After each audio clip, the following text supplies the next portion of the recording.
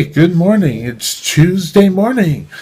And Nico got me up really early, which was great because I have a medical procedure to go to. So we'll just do our little chat and then we'll be all happy. So grab your coffee, tea, hot chocolate, whatever you like. Sit back, relax, and we'll get on to our subjects. And I hope you're having a great day so far.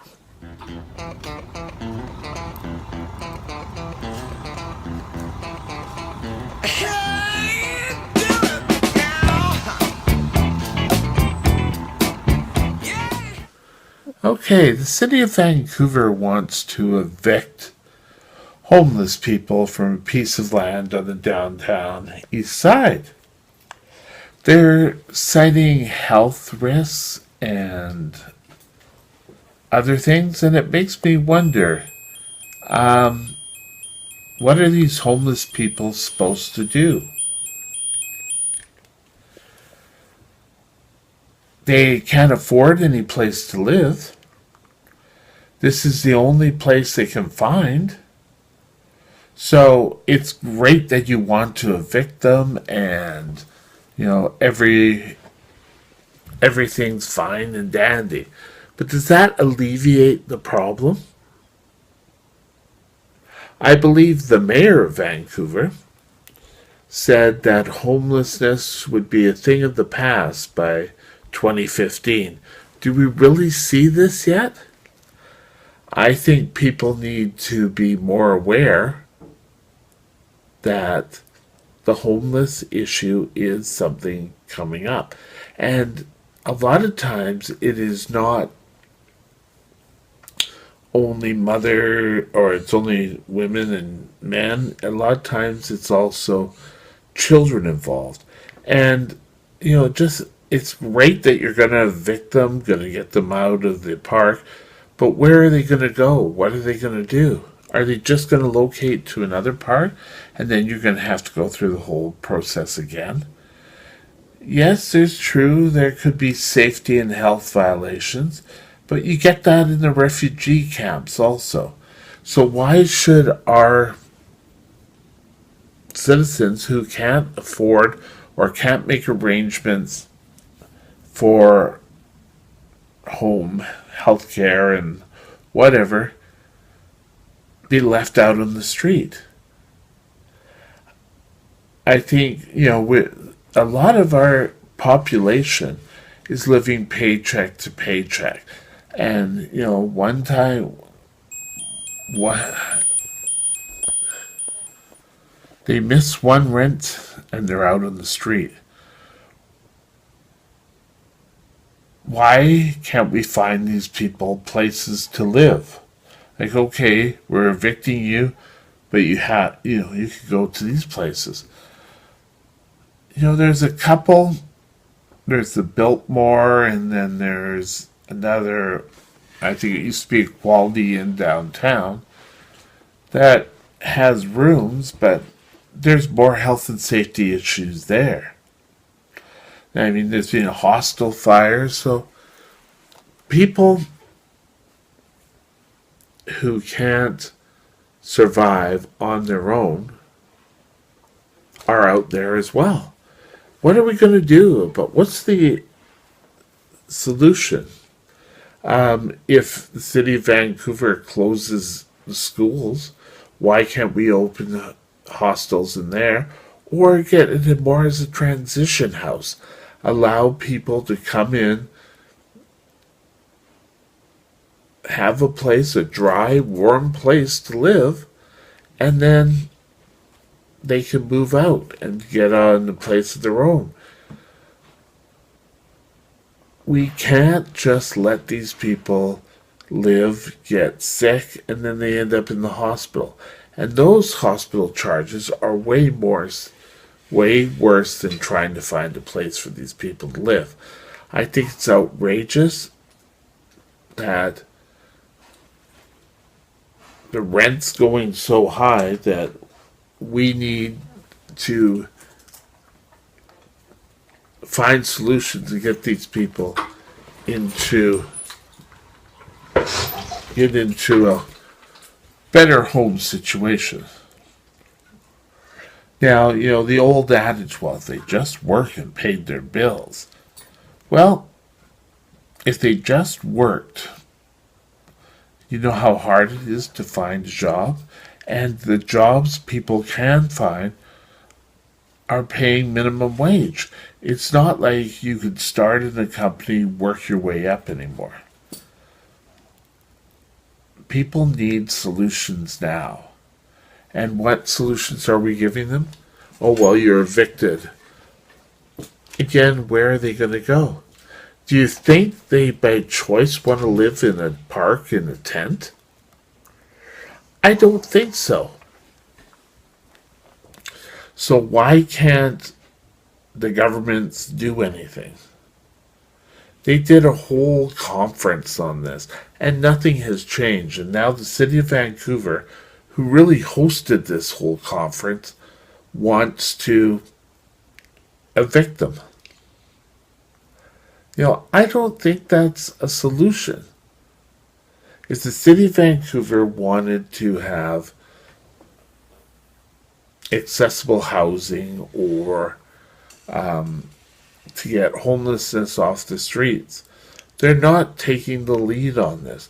They're not showing how to maybe clean up the area, how to make it safer. Yet, we seem to think that people who are homeless are lower class citizens. And I can't help to think, what would people do if the elected officials had to live that way? Oh my God. And then, we want to build not a shelter, but affordable housing. And, we can't have that. Oh no, I don't want them by my luxury house. They're people just the same as you and I. I am lucky I have a place to live, but not everyone is so lucky. So I think we've got to start pressuring our governments that this is an issue. There are people out there who are sleeping in alleys, and so why can't we get out there and do something more for these people?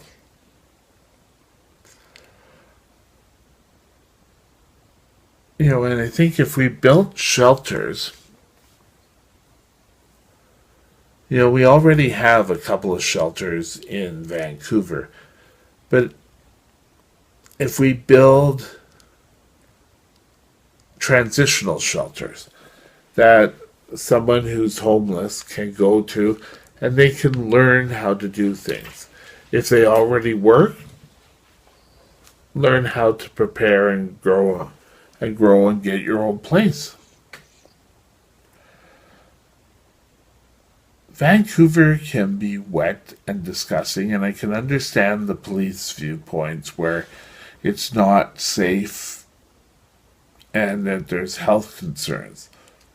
Because there's no toilets there, people are probably just going behind the tent city, which is not good. But, if the city of somehow we build accessible housing, the housing crunch is out there, and the landlords are raping in whatever they can. But why can't we find an old building and use it as a multi-unit shelter? And also, people tend to think that homeless people are drug addicts, and a lot of them are not. A lot of them are just like you and I. But they have problems. Sometimes they have mental issues. That they can't get the help they need. So they're not hireable. So what are we going to do? We need solutions. We don't need people, oh, well, we'll have this big conference and come up and decide, oh, we can't do anything about it. That's garbage. We've done this for years. We've got to come up with a solution that works. Using old schools, I don't know, abandoned properties. Have the people work to fix them up and then give them title to it. I don't know.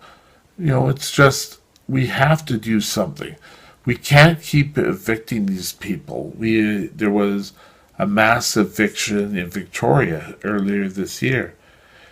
We need to really talk and come up with senses on this issue. We can't have people getting sick, living on the streets. On Saturdays, I go for coffee.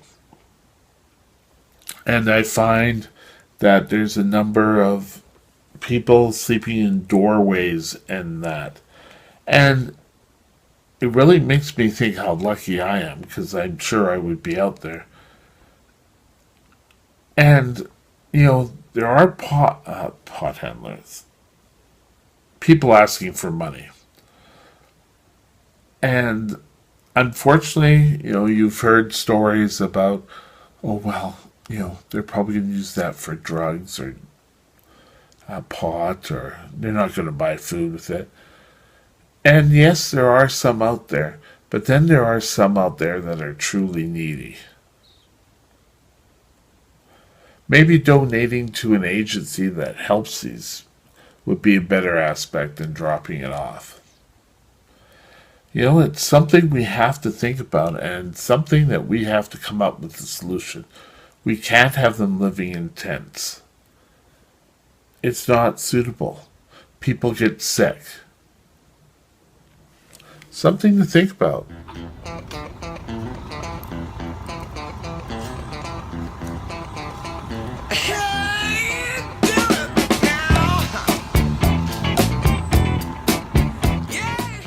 Okay, taxis. There was a shooting in Vancouver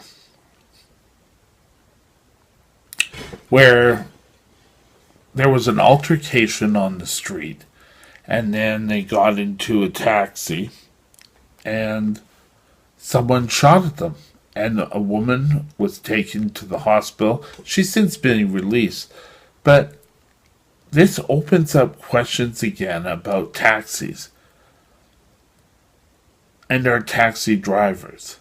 Are they safe?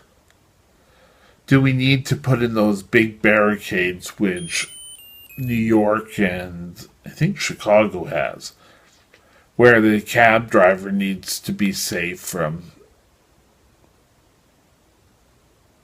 people in the back seat, but it doesn't really make cabbies safe on the street? What are we to do? I said that a lot in the last one. But I think we have to ensure that cabs are safe. And I think maybe WorkSafe BC needs to get into this. Cabbies work long hours. And, they go all night a lot of times. And they have to deal with drunks, people who are high, people who don't pay them. There's been threats. There's been cabbies killed in the city before. So why hasn't something been done? Is it because a lot of the cab drivers are ethnic in origin, that they're not worth saving? I think a lot of our cabbies, they've all got brand new cars, and they're out there. When a call comes in, they have no idea what's going on, like what the person is thinking, what their mental condition. Are they drunk? The Christmas season is usually fairly good, but they still have to deal with an awful lot of drunks. Now, when people order a cab, they talk down to the cabbies. They're not pleasant at all. Sometimes when I was working at 7-Eleven, I'd get like little coffee coupons or whatever. And, if I took a cab, I would give one. You know, it's not necessarily to be a tip, but, a lot of times they would come in and it would just be, a lot of them get shaken up. Shooken, yes. But it would be like a lot of them come over and this is their first job.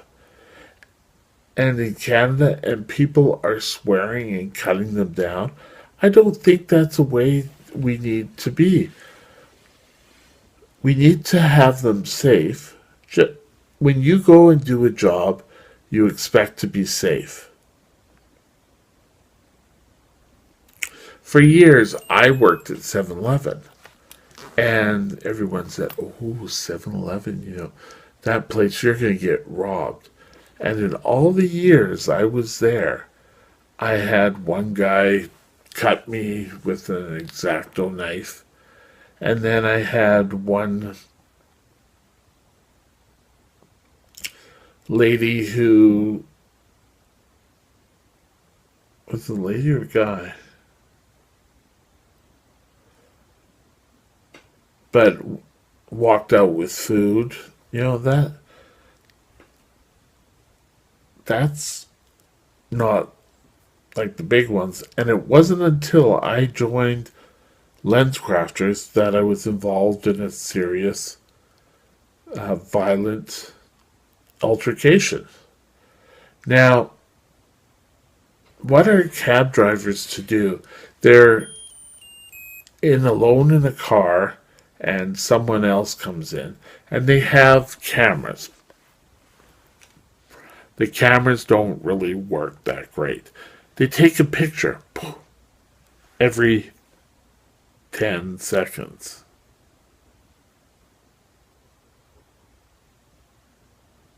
Poof. So, and, how much can go on? So, they broadcast that tonight, and I'm thinking, shouldn't that be a little proprietary information? That if someone is locked in a car with some people that are jerks, I'm sure there's people who run off without paying, and they think, oh, well, this is really funny, this is really great. But it isn't. These people are trying to make a living. And, you may be drunk or whatever. But, when you get to your stop, don't give them hassles. You may have a jerk of a driver. But why is he a jerk? Is there something he has happened to him before? Don't talk down to them. You have no right to talk down to one of these cabbies. These people are hard working. And, they have a right to be in a safe environment to work. You all expect to be in a safe environment for work. And if they are taken advantage of, oh, I'll be right back, I'll get the money and run off. And I've used cabs when I worked for years. And I took a cab, I think, from the C bus because the buses weren't running anymore. And up to where I lived in North Vancouver. And the cab, I said, well, I'll run in the apartment, get the rest of the money, I'll be right back. And he's, for obvious reasons, and I wasn't insulted, he said, well, do you have something to leave? And on the other hand, I had bought a TV when I worked out in Richmond. And this guy help me bring this, it was a big TV, up to my apartment. So these guys are hardworking. So why are we taking advantage of? Don't bring your garbage in, and by garbage I mean if you're having a fight, maybe you need to take separate cabs. Don't bring it into the cab. This guy just wants to drive you from point A to point B. It's not an extension of your personal life. If you are having a fight, don't speak to each other in the cab then. But people keep thinking that the cab driver is just not worth anything, so they just talk down to him, they yell at him, they call them, are you push start or are you pull start? Which is very offensive. Sorry, my pump. So we need to get out and we need to get past this thinking that if someone from another country is not a lowlife, it's not a second class citizen. They're out there working. And, it's a lot more than you would probably ever do. You go out Friday night and you party, and oh, yes, and then you get into a fight or with a girl or whatever. You get in the car, and last night a guy got shot at. Well, he didn't get shot at. The lady in the vehicle and two passengers in the vehicle got shot at. Why would you want to work in a job like that? Well, a lot of them don't have choices. And they need to be able to do a job safely. And you can help.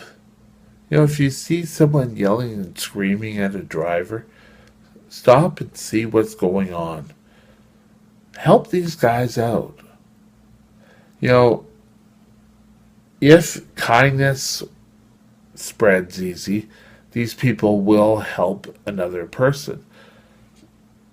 But, oh well, they may be a second class citizen or whatever. But we need to stop being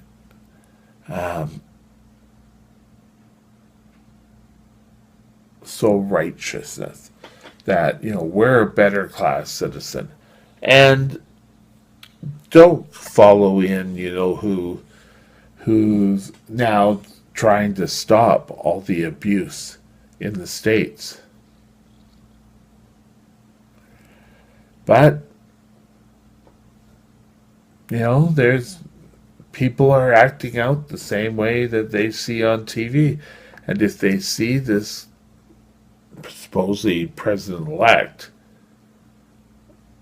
doing this, things are going to be problematic.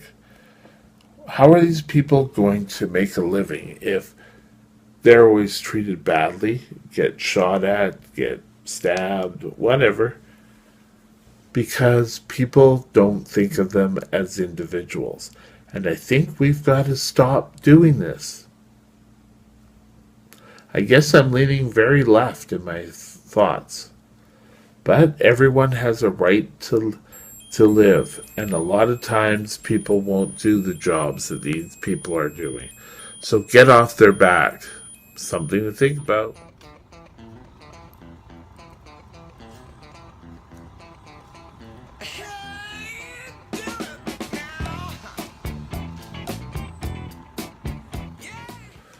Okay, Pigeon Park savings. Saturday had a glitch where people were getting, I think the most they were getting was $80. Well, you say, oh, well, that's a bank glitch, and, they'll have to pay it back. Problem solved, right? Well, if you know where Pigeon Park is, it's pretty well close to the cenotaph, where we celebrate Remembrance Day every year. And we know that every time the people get checks, welfare checks or whatever, that people who are a drug addicted society will go out and get drugs.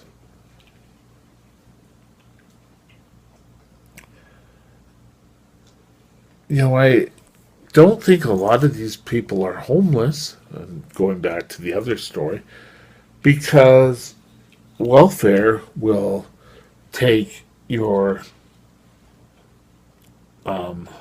check amount and then will distribute it to your rental place.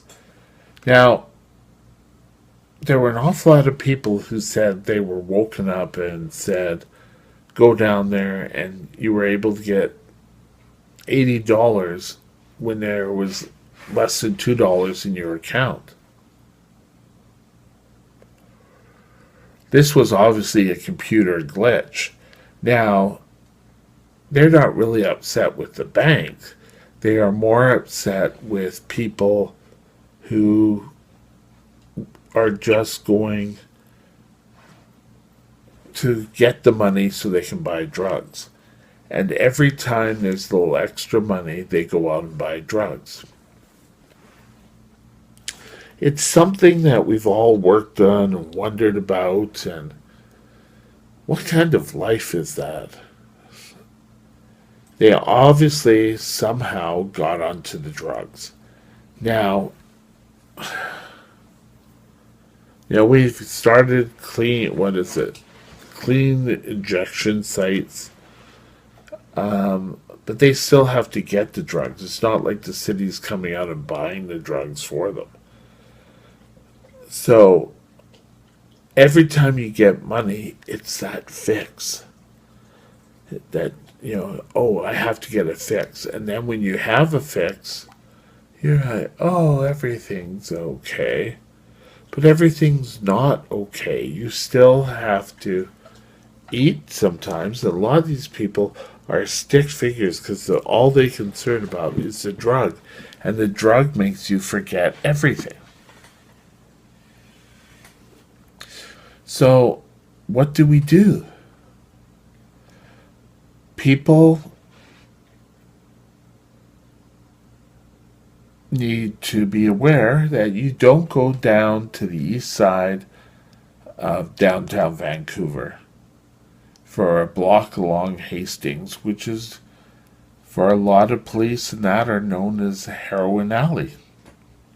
You just don't do that. So what can we do to stop this? At least we've got places where people can go get clean needles and a hidden environment. I can tell you, there was a lady. A few of us had gone off work when I worked at Save On Foods. It was late night, so we got out of the building and we're heading home. And to get down to the lower part, we thought we'd take the elevator. We pressed the elevator, and lo and behold, someone's shooting up. So it still go on, even though we've got this clean shooting site, which is all the way down in the east van. So, this was out in Burnaby. So, they're still trying to find places to shoot up. They're getting hassled by the police all the time, which, don't get me wrong, they need to, but they need to be offered alternatives. They need to know that they are hitting close to bottom. But for everyone else, bottoms are a different thing.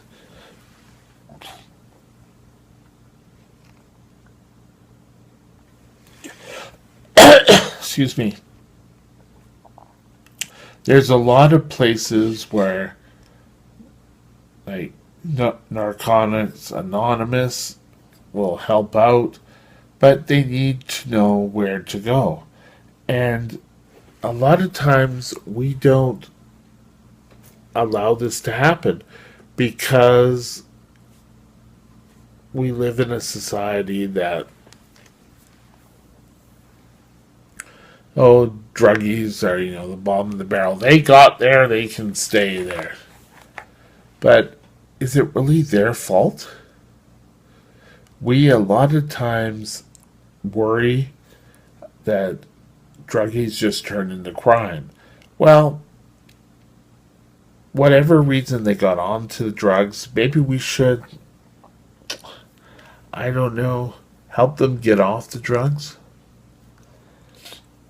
And, people would say, well, if they had better welfare rates, well, they got this $80 and a lot of them just went and spent it on drugs. So I don't know if raising welfare is the answer. I think we have to be equipped to deal with these problems. I think maybe more shooting galleries, as they're called.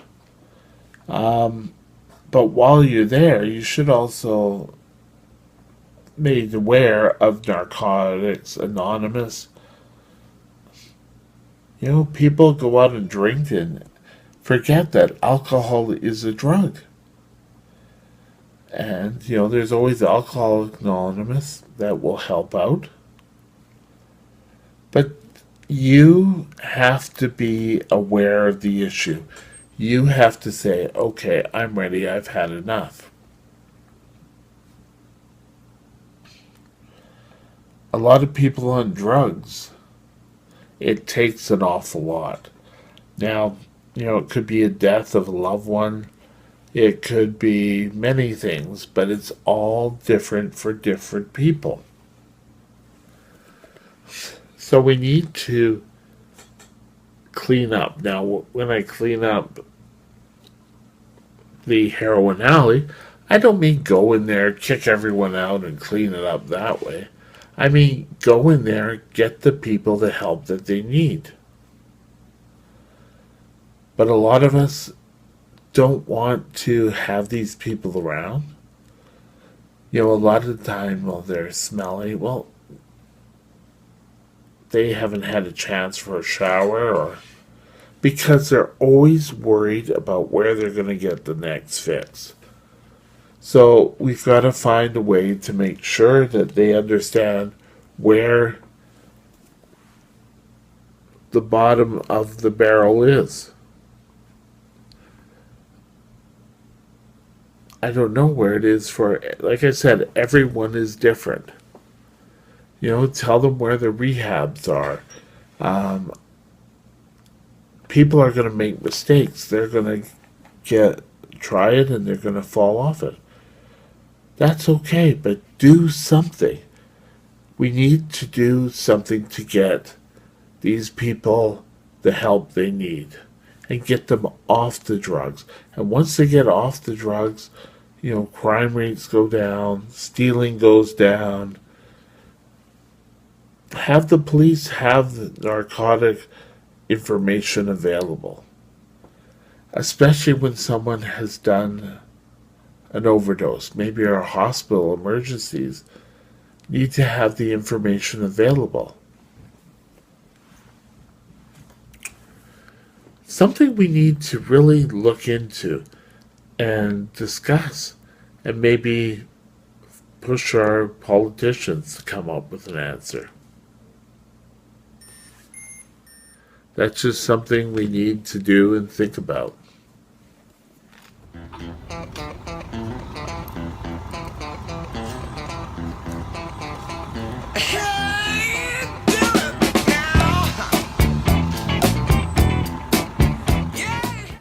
Well, it's going to be a busy day here. But I gave you 3 things to think about today. And we need to really awaken ourselves and go out there and find solutions for these problems. You know, Mayor Robertson said he wanted homeless gone, and we see homeless hasn't gone. And we have problems with drugs and being respectful to taxi drivers. What are we going to do? Anyway, that's my talk for today. Think about these things. Maybe there's someone out there who has a solution. Talk to you later. Have a great day. Bye now.